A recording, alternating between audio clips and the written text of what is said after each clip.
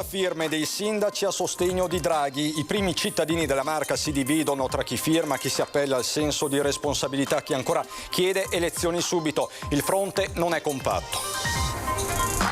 Lo sciopero era preannunciato, ma i disagi sono stati comunque tanti per i passeggeri dello scalo trevigiano. 14 voli soppressi tra arrivi e partenze, il volo più problematico, quello per Tirana. Covid, ricoveri in crescita negli ospedali della Marca, l'ULSS 2 è costretta a richiamare personale dalle ferie o a posticiparle per chi è in partenza. 2 incidenti all'Alba, Castagnole e Spresiano, ferite 8 persone e sulla Lemagna 29enne di Longarone si schianta in moto e muore. Un grande crepaccio di 200 metri si è aperto sulla Marmolada, udito dal gestore di un rifugio un forte rombo, in corso verifiche su un possibile nuovo crollo del ghiacciaio.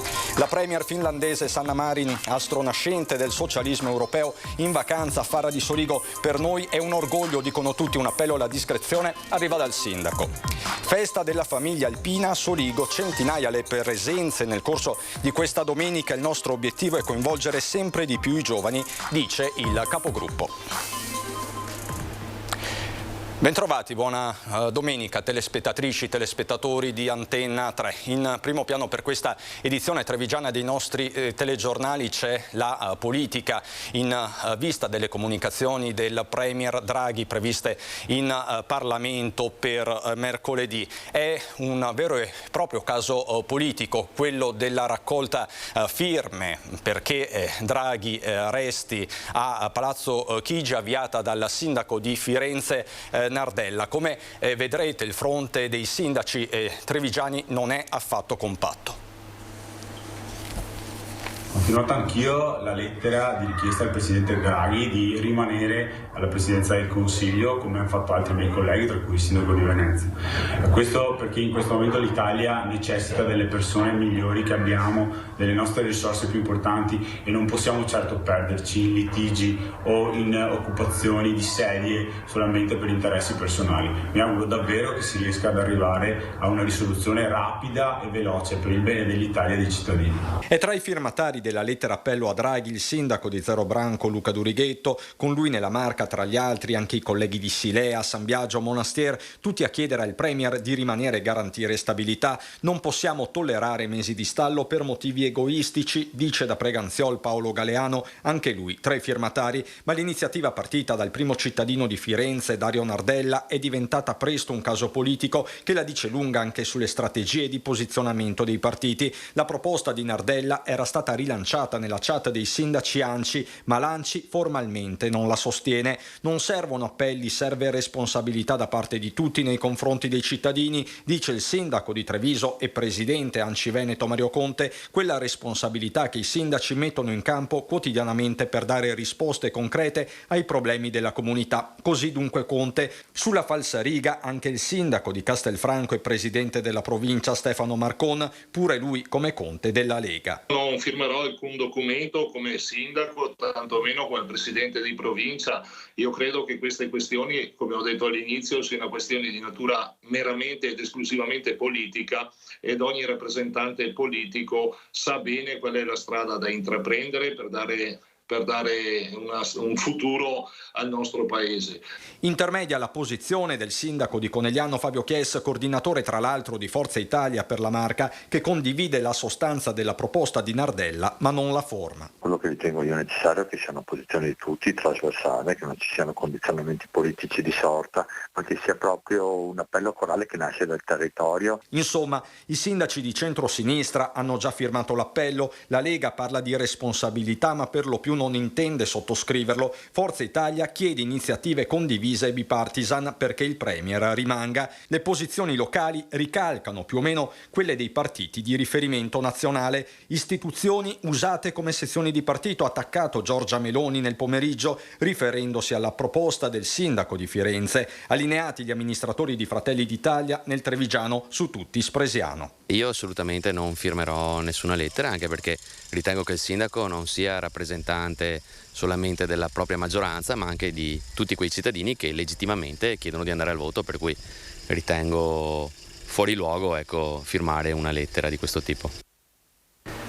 Sarà indubbiamente una settimana molto complicata e tesa dal punto di vista politico, e ci sono delle tensioni anche sul fronte sindacale. Oggi la protesta dei lavoratori degli aeroporti, compreso lo scalo trevigiano, 14 i voli cancellati, soppressi e rinviati al Canova, centinaia le persone a terra. Il volo più problematico, quello per Tirana. Avevamo un volo prenotato per Tirana che doveva partire alle 4:30, non sapevamo nulla che fosse stato cancellato. Arrivati qui abbiamo visto che il volo è cancellato. E avevamo anche una visita prenotata, visto che qua costicchia leggermente di più, a Tirana lo pagavo leggermente meno, un'ecografia per mia moglie che è incinta, ed era un'ecografia abbastanza importante visto che deve farla entro i 3 mesi e mezzo di gravidanza. Adesso dovremo attrezzarci per farlo in un altro modo, adesso vediamo. Verso le 10 è cancellato il volo. Cosa potevamo fare? Noi eravamo in Croazia, da lì siamo venuti qua, cosa possiamo fare adesso? Non sapevamo niente se era cancellato. Abbiamo saputo adesso, anzi ho visto adesso il cartello che... Quindi non l'ha chiamata nessuno, agenzia? No, avvisata nessuno. Anche noi stiamo aspettando, non sappiamo ancora cosa decidono loro, l'agenzia qua. Siamo arrivati e dicono che è cancellato il volo, non sappiamo niente. Il volo più problematico sembra quello per Tirana, prima posticipato poi cancellato nell'ennesima giornata di disagi per il trasporto aereo. Sciopero preannunciato, vero, quello dei controllori di volo del personale delle compagnie low cost, ma che comunque ha colto in tanti alla sprovvista anche al Canova di Treviso. Sì che sono disagi forti, scusa, perché se noi siamo per lavoro in Croazia, torniamo qua, dove andiamo? Questa donna è diretta a Vilnius, anche lei si mette in fila davanti al punto informazioni, cassa di risonanza di lamentele e richieste di varia natura. Cancellato il volo, adesso ho perso, non so cosa dicono, li diamo. È un grosso problema. Sì, è un grosso problema, però non sappiamo, ho cancellato, però speranza che un po' di... spostata tempo e vediamo. Racconta di un viaggio da incubo attraverso l'Europa questo colombiano, che si trova con altri 8 familiari. Madrid, Parigi, Londra, in ogni scalo è stata una passione. Un problema muy duro porque no nos dan solución, no nos llevan a ninguna parte, no nos dicen a qué momento podemos salir y nadie nos soluciona el tema de las reservas. Alla fine del pomeriggio, tra arrivi e partenze, sono 14 voli soppressi e rinviati, centinaia le persone a terra, anche se la maggior parte, a conoscenza dello sciopero, è rimasta a casa o in albergo, ma l'impressione è che la lunga estate dei disagi negli aeroporti sia appena iniziata. E vale lo stesso discorso anche per il Covid, un'estate per certi versi di passione, perché come sapete i contagi sono ripresi con tutte le problematiche del caso. L'ULSS 2 è costretta a richiamare anche il personale.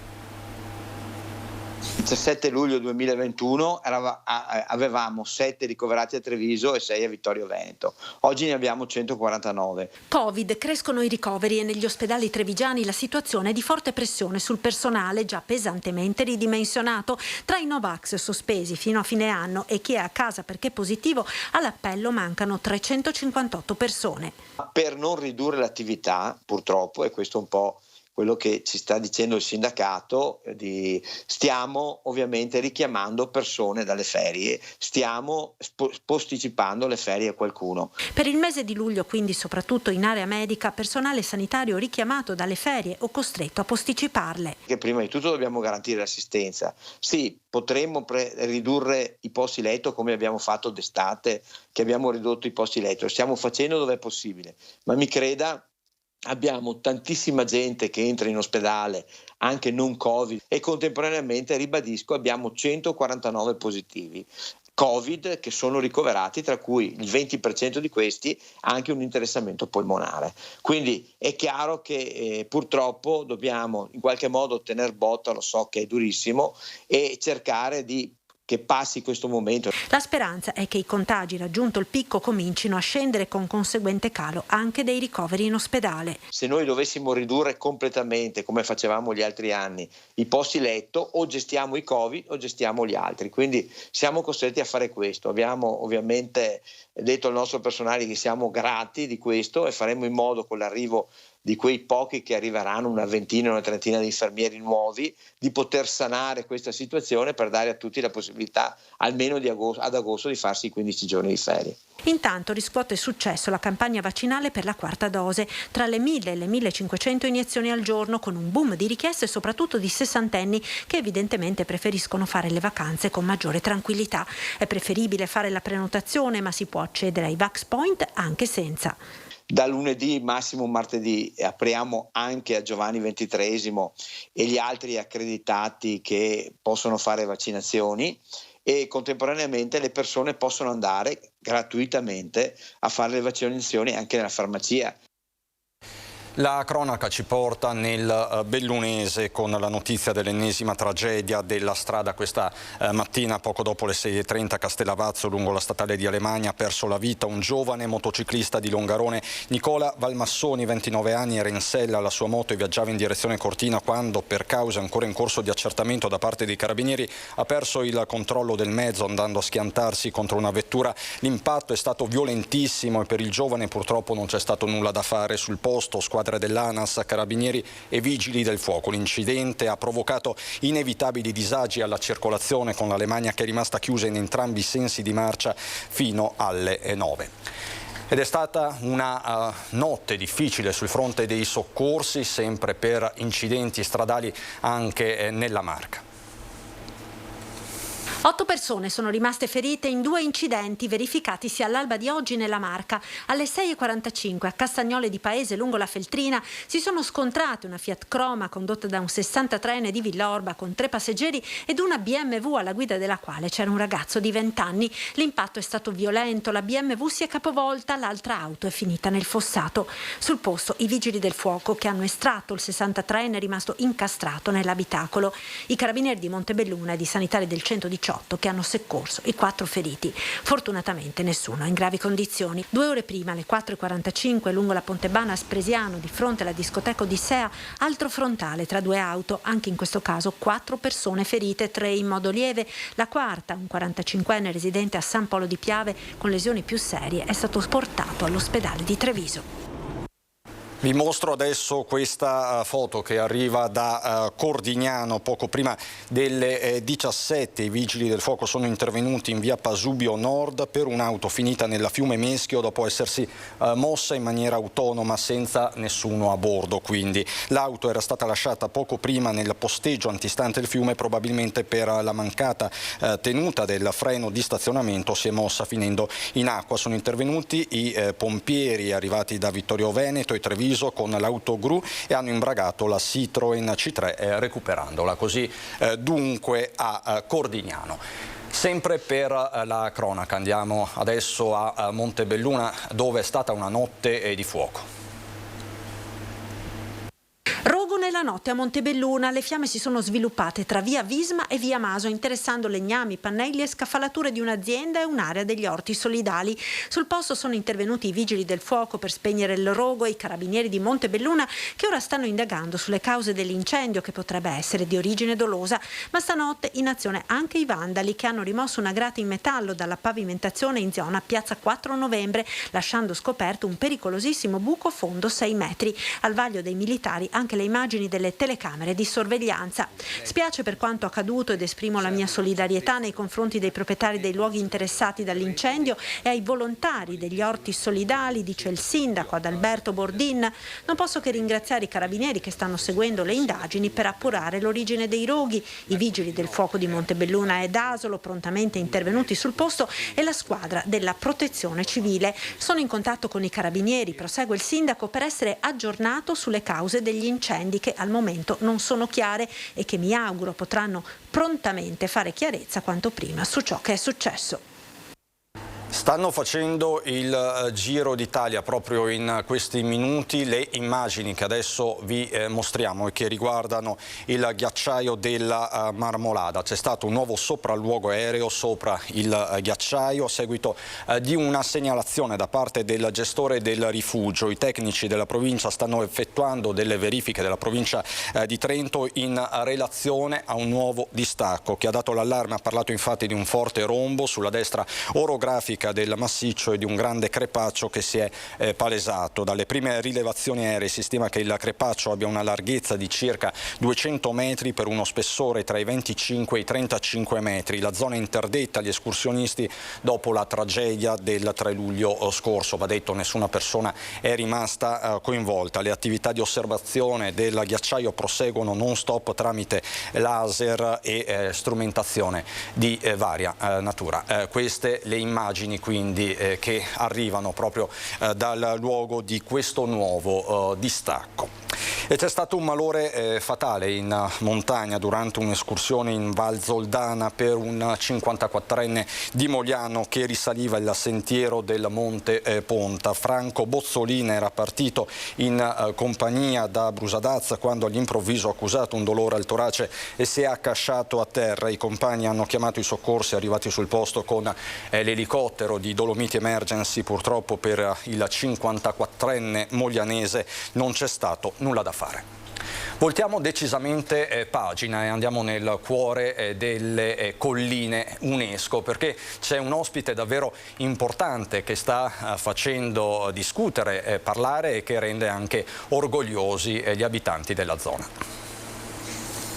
Lei è in visita privata con la famiglia ed è giusto rispettare la sua privacy, noi garantiremo questo e quindi gli auguro di fare delle buone vacanze, di godersi appunto il paesaggio e il territorio e chissà che sia anche un arrivederci e magari un arrivo di ulteriori finlandesi nella nostra zona, mai dire mai nella vita. L'obiettivo è quello di garantire a Sanna Marin, la premier finlandese al centro del dibattito internazionale anche per la richiesta del suo paese di aderire alla NATO, la miglior vacanza possibile. La prima ministra si trova a Villa Soligo per alcuni giorni di relax nel cuore delle colline UNESCO, una presenza molto discreta, la sua e quella dello staff, massimo al riservo anche da parte della direzione della struttura, garantiti ovviamente senza clamori sicurezza e ordine pubblico. C'è tutto il servizio di sicurezza che è stato predisposto e quindi tutto per ora tranquillo, così deve rimanere. Sanna Marin, o Marin, visto che non si esclude una discendenza veneta tutta da dimostrare, ha scelto Soligo dopo anni di vacanze trascorse in Sardegna, una permanenza che riempie di orgoglio gli abitanti. Una bella vetrina anche per tutta la zona e quindi siamo proprio fieri di avere ospite così una persona così importante. Siamo contenti perché come vedi basta guardare, insomma, le nostre colline qua sono molto belle, siamo nella zona dell'UNESCO quindi siamo molto contenti. La premier finlandese mi piace sia come donna che come il tipo di politica che porta avanti e non può far che bene alla zona che questi personaggi così importanti diano risalto appunto alle colline del Prosecco. Un connubio sempre più internazionale, come sottolinea lo stesso sindaco, che guarda al nord Europa. È un piacere avere un ospite illustre come la Premier qui a Soligo, ovviamente è in visita privata e così deve rimanere. Questo è un coronamento di un lungo percorso che ci ha portato a diventare patrimonio dell'umanità e quindi ovviamente questi luoghi bellissimi sono appetibili e quindi la gente viene a visitarli. Fa bene anche come pubblicità e tutto quanto. E sì, sono comunque buone occasioni per far conoscere il Prosecco in tutto il mondo, non che non sia già conosciuto, però a livello internazionale è sempre un valore aggiunto. E un messaggio parte dal giovane titolare del bar del centro. Se sta alloggiando qui vicino immagino che passerà per un caffè. La inviti formalmente? Certamente. Mondo del turismo e del commercio che però fa i conti con l'assenza di manodopera. Nella Marca trevigiana mancano all'appello 1000 lavoratori stagionali. Noi dai pubblici esercizi abbiamo perso tantissime forze lavoro, 1 su 3 se n'è andata per cercare un posto di lavoro dove ci fossero maggiori garanzie economiche e di tempo libero. Ci vorranno almeno un paio d'anni per ritornare a formare nuove figure professionali e recuperare l'equilibrio nel mercato del lavoro. Per Dania Sartorato, presidente dell'Unione Provinciale di Confcommercio Treviso, la crescita occupazionale è vincolata al superamento dell'incertezza causata dal Covid e alla consapevolezza dell'importanza della formazione anche nel settore del commercio. In tutta la provincia di Treviso, Sartorato stima manchino in questa stagione almeno 1.000 lavoratori. D'estate servirebbe qualche migliaia di persone in più per avere anche una, ritornare ai livelli di offerta che c'erano prima della pandemia. Nei pubblici esercizi ci sono tantissimi locali che hanno riorganizzato l'orario di lavoro, per cui anziché essere aperti tutta la settimana o tutto il giorno dalla mattina alla sera, prevedono un'apertura in tarda mattinata, poi una chiusura nel pomeriggio e magari anche essere aperti, non lo so, dal giovedì alla domenica anziché tutta la settimana. Tra rincari e inflazione, ora la crisi di governo, l'instabilità pesa sui commercianti come sui consumatori.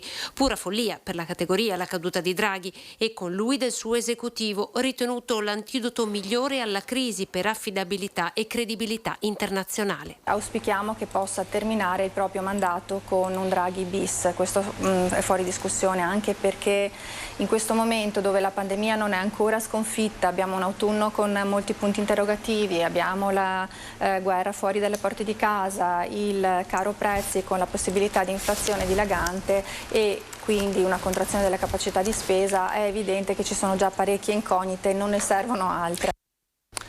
Torniamo a parlare di siccità e di uno dei suoi effetti indesiderati, cioè la diffusione delle zanzare, con il comune di Treviso che sta correndo ai ripari.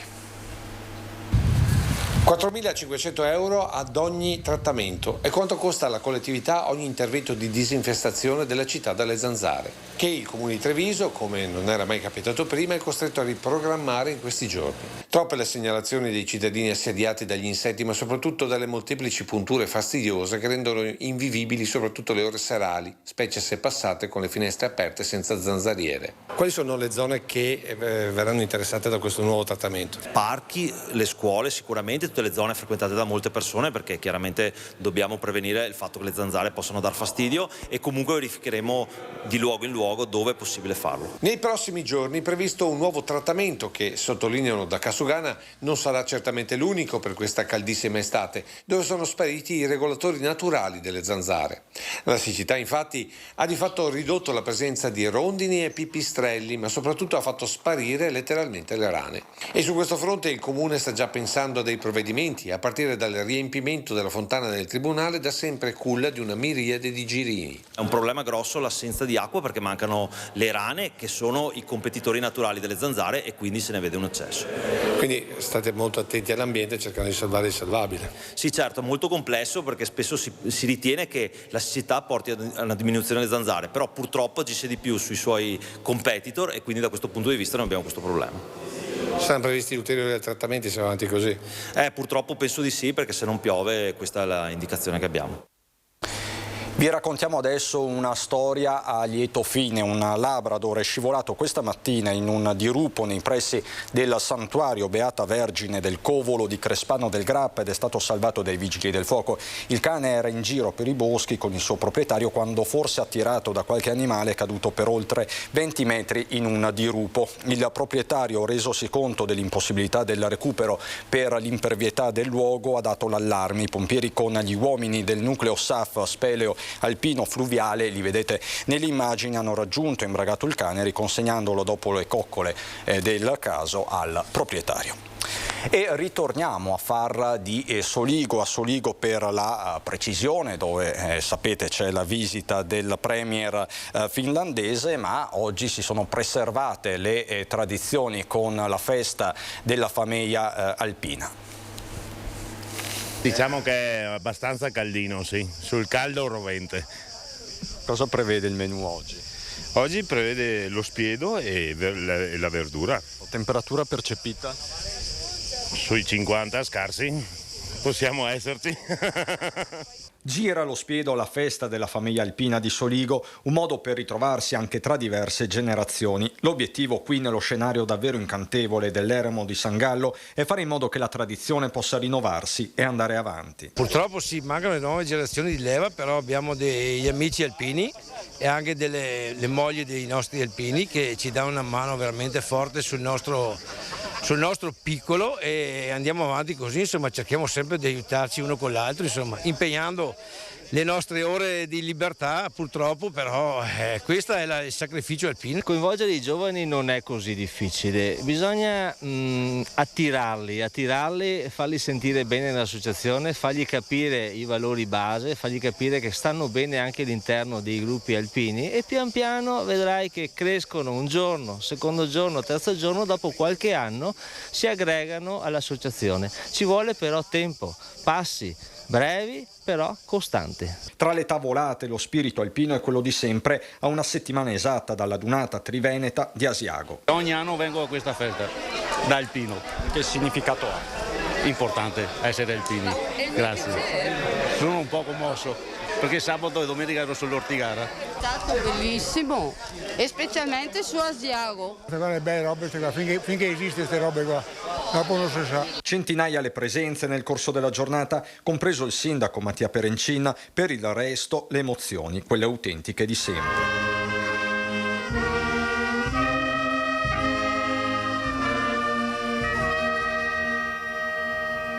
Scendiamo adesso a Istrana per raccontarvi di una notte tra arte e musica.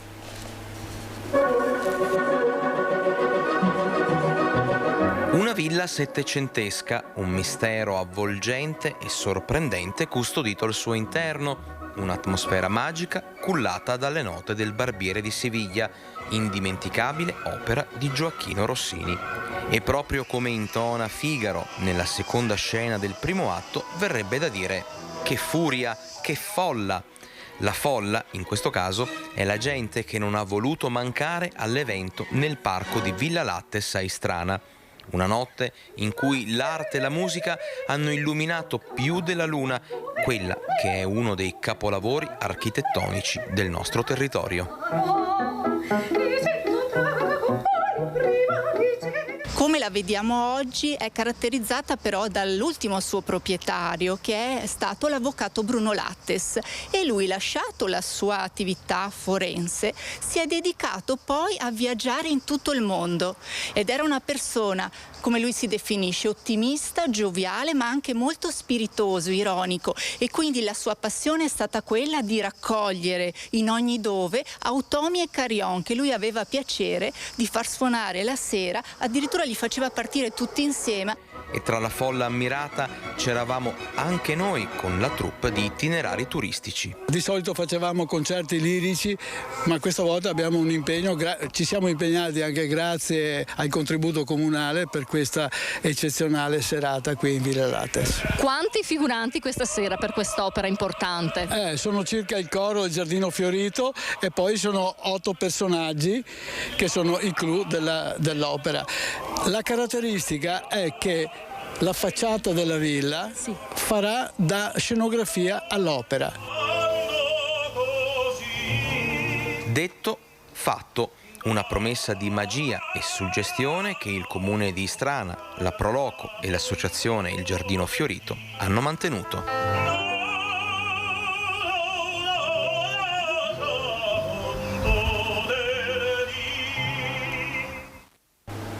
Dalla musica alla danza, da Istrana a Treviso per un'altra iniziativa.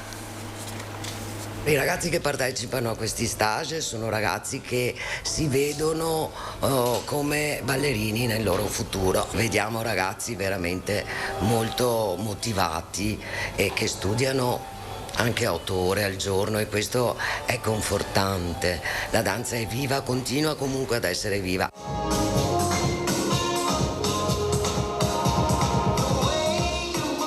Non si interrompe il legame tra Treviso e la danza internazionale negli spazi della Ghirada, le 2 settimane di stage promosse da Progetto Danza. 36esima edizione, anche quest'anno con grandi soddisfazioni. Abbiamo ragazzi che arrivano un po' da tutta Italia, qualcuno anche dall'estero, e abbiamo avuto e stiamo avendo in questa settimana degli insegnanti prestigiosi in arrivo appunto da teatri internazionali.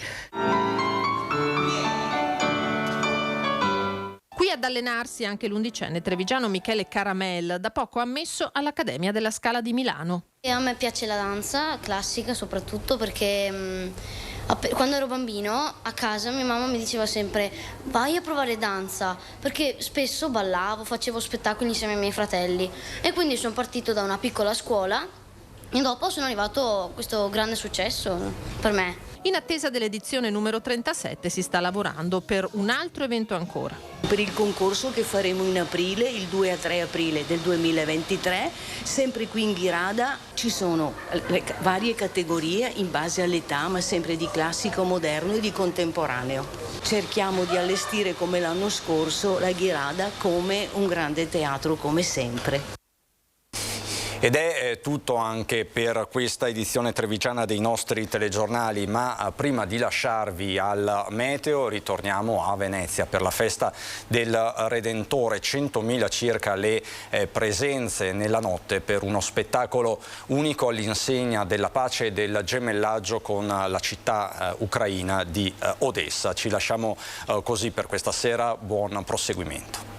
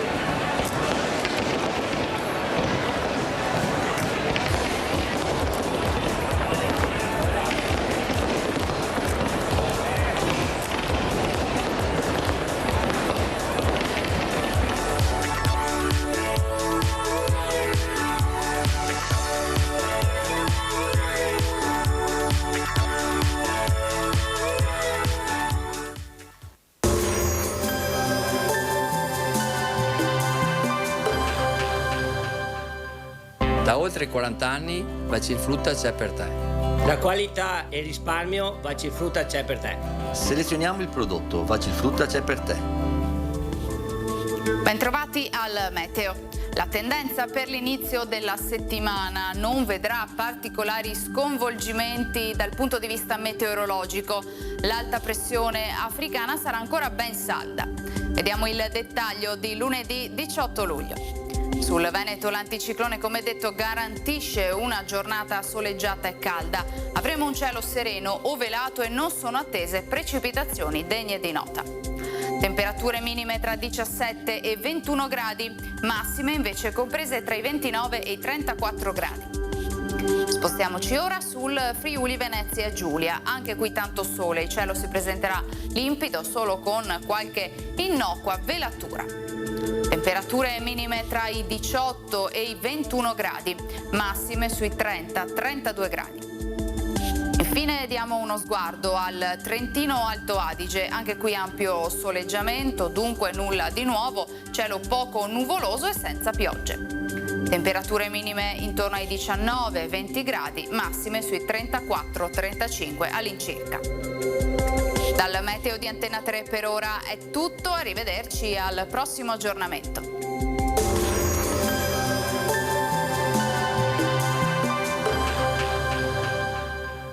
Da oltre 40 anni Bacifrutta c'è per te. La qualità e il risparmio, Vacifrutta c'è per te.